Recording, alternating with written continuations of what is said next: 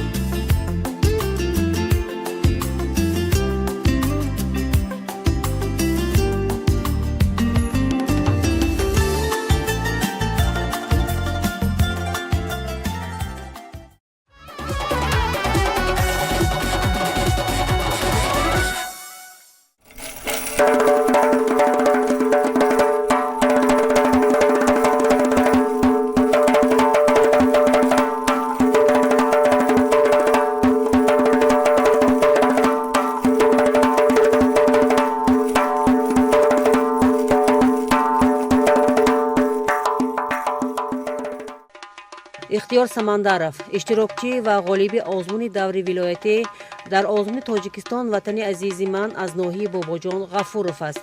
қаҳрамони мо мегӯяд иштирок дар озмун барояш такони хуб мебахшид, то ки ӯ маҳорату малакаи хешро рушд диҳад, такмил диҳад ва дар чунин озмуни бонуфуз иштирок намуда ғолиб ояд.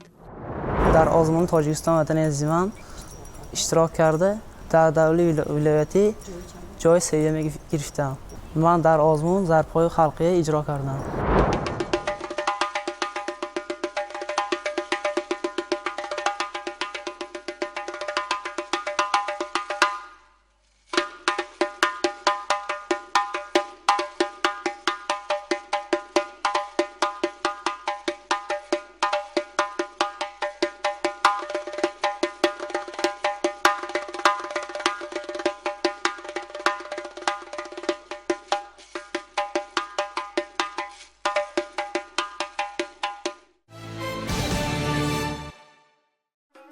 соли равон аз ноҳияи бобоҷон ғафуров 184 нафар аз рӯи 5 номинатсия иштирок варзида 45 нафар ғолиби даври ноҳиявӣ гардида буданд.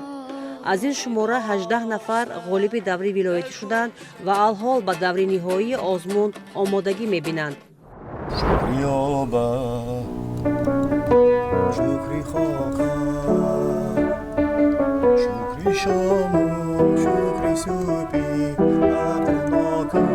گوشتش آزاد ناز میرسد.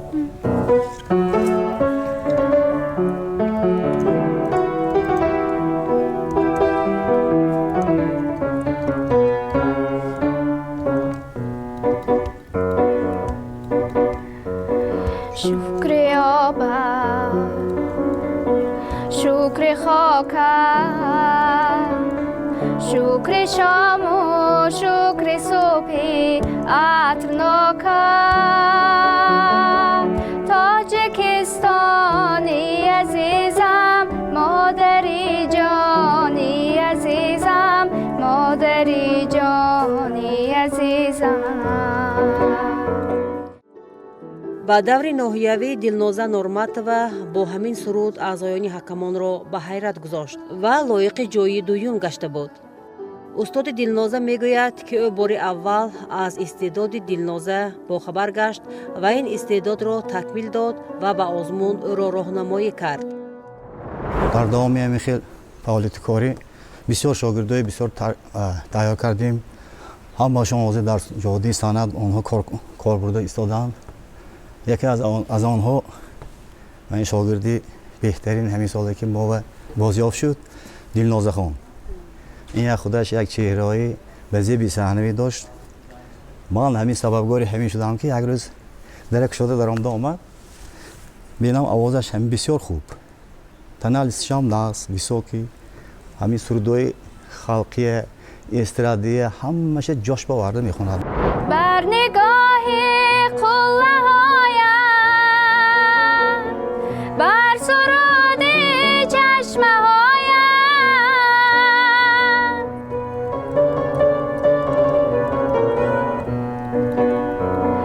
бар шукӯҳи дашту саҳро گشاید بر شکوه دشت و صحرا پخت زاری دل کشاید. در آزمون جمهوری تاجیکستان وطن عزیز من اشتراک نموده، در دوره ناحیوی جای دوم را گرفته، در دوره دوم جای اول را گرفتم. من در دوره یکم سرود نقره رحمت و شکرانه را خواندم و در دوره دوم سرودی باز نقره رحمت و یاد میکنم و سزاوار جای یکم گردیدم. از این خیلی خرسند هستم. مینداری خود را به استادم رستموف میرسانم که مرا آماده کردند. ما به دوره جمهوری باز سرود تیار کرده ایستاده‌ایم. من باوری دارم که خوب برآمد میکنم و غالب میآیم. برای این حرکت میکنم. در دور ولایتی دلنوزه همراه استادش باز هم از ایجادیات استاد صنعتی سرایندگی نقره رحمت و سرود انتخاب کردند. با اجرای این سرود در دور ولایتی دلنوزه سزاوار جای اول گردید و صاحب راحت به دور جمهوری شد. از دور آشیان تو را یاد میکنم، در هر کجا نشان تو را یاد میکنم. از کوچه های شهر خیالی چو بگذرد، ایوان گلفشان تو را یاد میکنم. از کوچه های شهر خیالی چو بگذرد، ایوان گلفشان تو را یاد میکنم.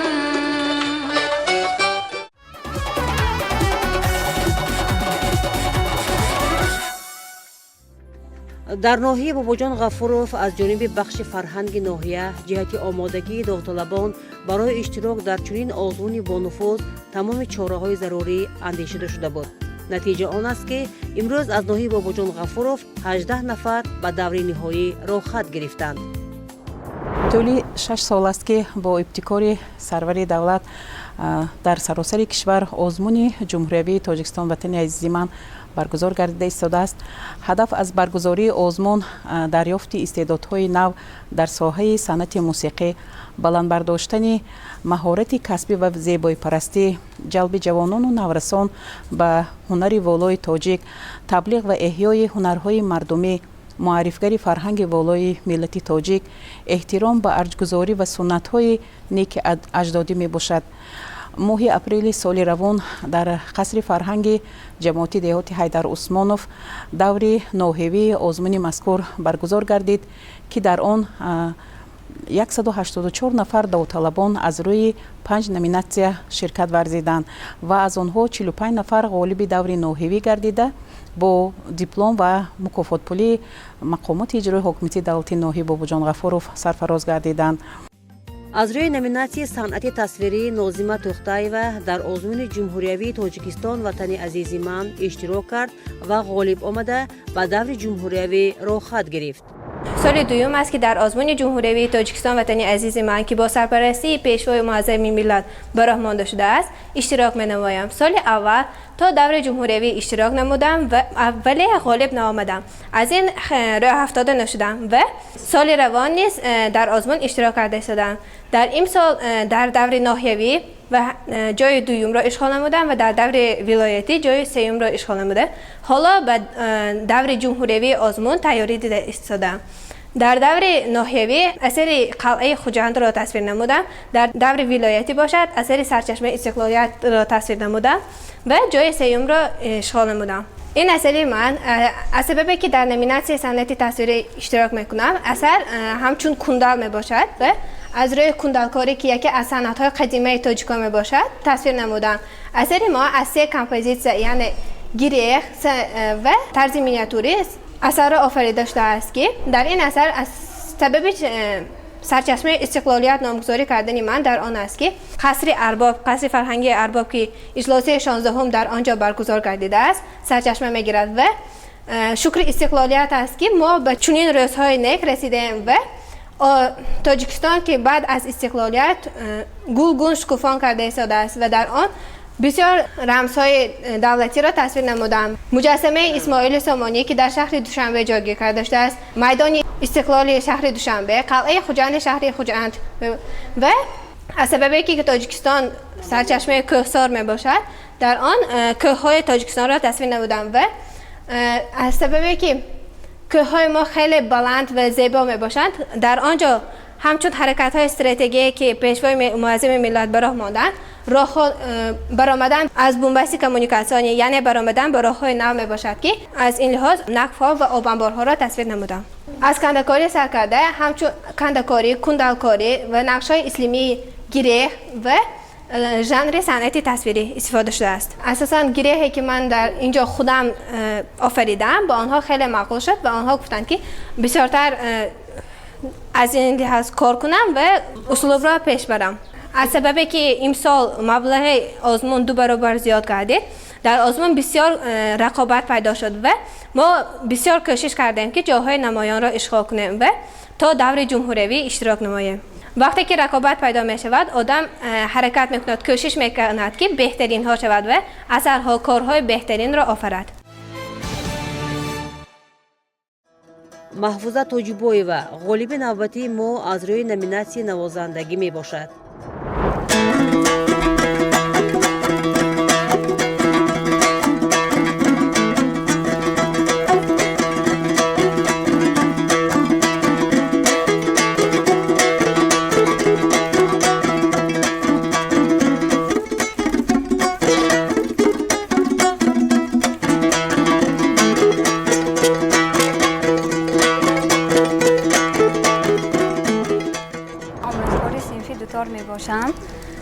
امسال در آزمون جمهوری تاجیکستان وطنی عزیزی من اشتراک کرده. در ناحیه جای دوم را گرفتم، در دوره ولایتی جای سوم را گرفتم. در دوره ولایتی سری و آرامی جان را اجرا کردم.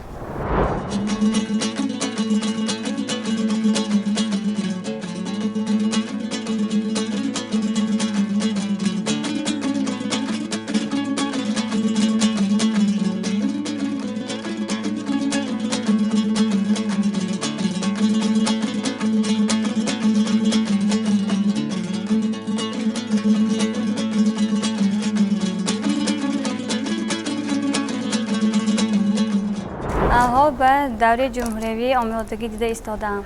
من ختم کرده کالج صنعتی به نام صادرخان حافظ می باشم. الان که آموزگار هستم، برای تربیت شاگردان نازکی های کسبی دوتار نوازی را آموزانده ایستادم. من 9 نفر شاگرد دارم.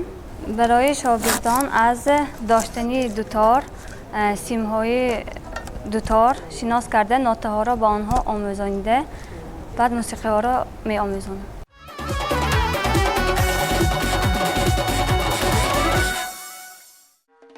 هدف و مقصد برگزار کردن آزمون این دریافت استعدادهای نو از میان اشتراکچیان است. دوره ولایتی آزمون مذکور که سنه 28 ایون سال 2025 در کاخ سغدیان شهر خوجند برگزار گردید که در آن غالبان دوره ناحیوی شرکت ورزیده، 18 نفر غالب دوره ولایتی گردیده به دوره نهایی رخ گرفتند.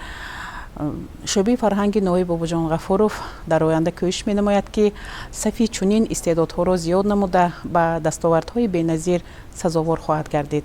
برای آماده نمودن متخصصان جوان، شعبه فرهنگ دارای شرایط‌های خوب برای داوطلبان فراهم آورده شده است. ما استادان بی‌نهایت با تجربه داریم. قصرها و کلوب‌ها، خانه‌های فرهنگ آماده است که امروز برای جلب جوانان و نورسان به این آزمون کوشش به خرج داده ایستادند. برگزاری چنین آزمون‌ها استعدادهای نو را روی صحنه آورده برای رشد ساحه صنعت مساعدت می نماید. برایتان غالب نوبتی آزمون را معرفی می کنیم. شهنازه عظیمова. اشتراکچی آزمونی تاجیکستان وطنی عزیز من می باشم. در ژانر اکادمی نوازندگی با اسباب فورتپیانو من در دور ناحیوی جای اول را اشغال نمودم و در دور ولایتی نیز جای دوم را اشغال نمودم. در دور ناحیوی اثری صنعت بیتخوین را 20 صنعتش را نواختم و در دور ولایتی اثری بسته‌کاران تاجیک طالب شهیدی گراف نرجی را نواخته جای دوم را اشغال نمودم. امیدوار هستم که در دور جمهوری نیز جای نمایان را اشغال می نمایم.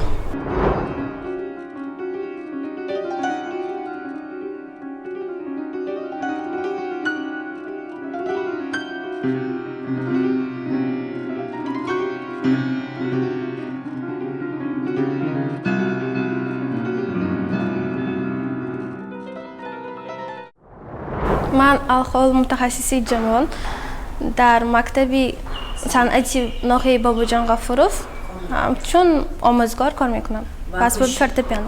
من کوشش میکنم که شاگردان خود را نیز به آزمون ها تیار نمایم و آنها نیز جاهای معین را اشغال نمایم. دونیار دادابویف اشتراکچی و غالب آزمون جمهوری تاجیکستان وطن عزیز من از ناحیه باباجان غفوروف امروز به دور نهایی آمادگی همه‌طرفه دیده ایستاده است. در آزمون جمهوری تاجیکستان وطن عزیز من در نومیناسی نوازندگی ژانر اکادمی اشغال جای سیوم گشتم. حالا باشد به دور جمهوری آمادگی دیده ایستاده‌ام.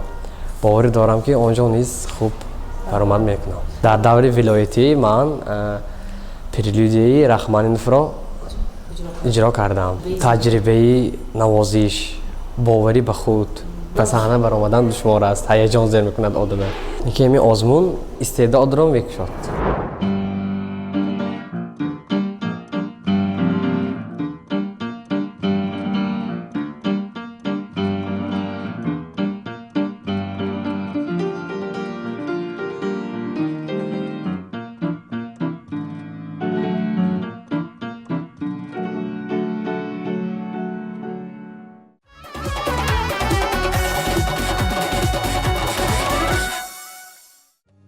در نومیناسی سرایندگی ژانر استراده ظریفجان ایوبوف اشتراک کرد.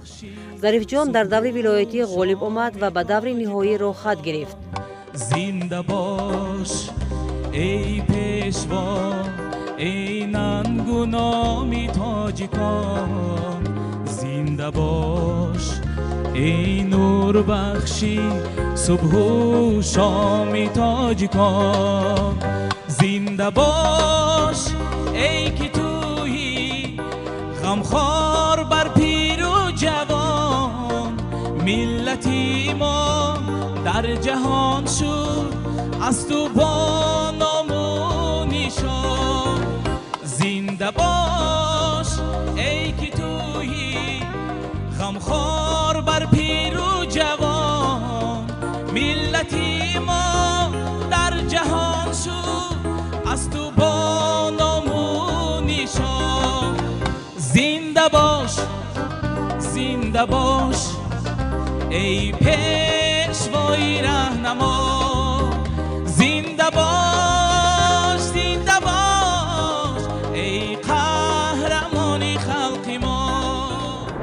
اشتراکچی آزمون تاجیکستان وطن عزیز من در سال روان از روی نومیناسی آوازخوانی استرادی در دور ناحیوی جای دوم رو اشغال کردم و در دور ولایتی جای سیوم رو اشغال کردم و عین حال به دور جمهوری آمادگی دیده ایستادم و باوری دارم که خوب برآمد کرده جای نمایان رو اشغال می نمایم و مینداری خود را به پیشوای معظم ملت محترم امام علی رحمان می رسانم که چنین آزمون برای ما هم آموزگاران هم خوانندگان تشکیل شد و این آزمون و ما امکانیت میدهد که ما صنعت خود رو، صنعت آوازخوانی، صنعت سرایندگی، صنعت نوازندگی در همه ساحه ما صنعت خود را نشان دهیم و برای رشد فرهنگ ملی سهم خودمان را گذاریم. در دور ناحیوی سرود از استاد کرامت الله قربان بود و من یارو جفا کرده و در دور ولایتی باشد سرود در وصف پیشوای معظم ملت بود.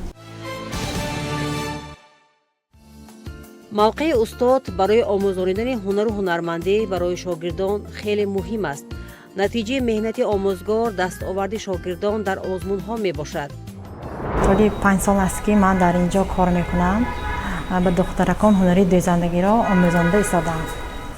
соли 2023 дар озмуни Тоҷикистон ватани азизи ман яке аз духтаракони мо иштирок карда ҷои намоёнро ишғол кард. ман хурсанд ҳастам ки шогирди ман ба озмуни Тоҷикистон ватани азизи ман иштирок карда ҷои намоёнро гирифт. алҳол ба ҳамин ҳунари дӯзандагӣ ва кашида дӯзӣ низ мекунем. дар давоми дарс хеле духтаракон зиёд ҳастанд ва бисёр шавқи зиёд доранд.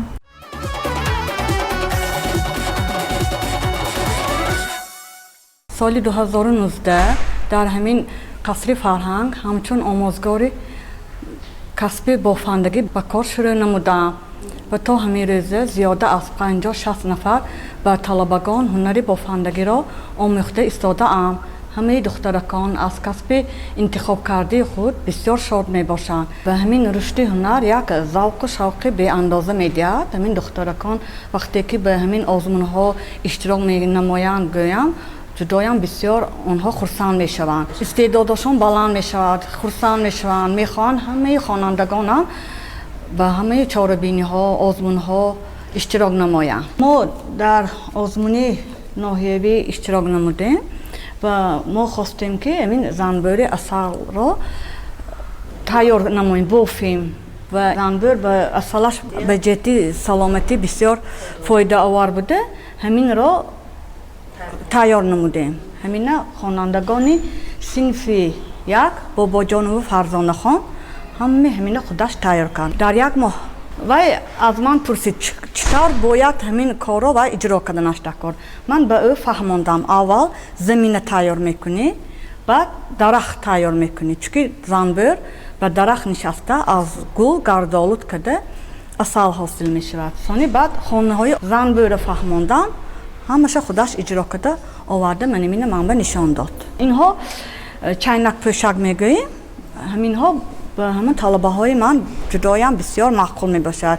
чунки зодрӯзи бибиҳошон мешавад, модарошон мешавад.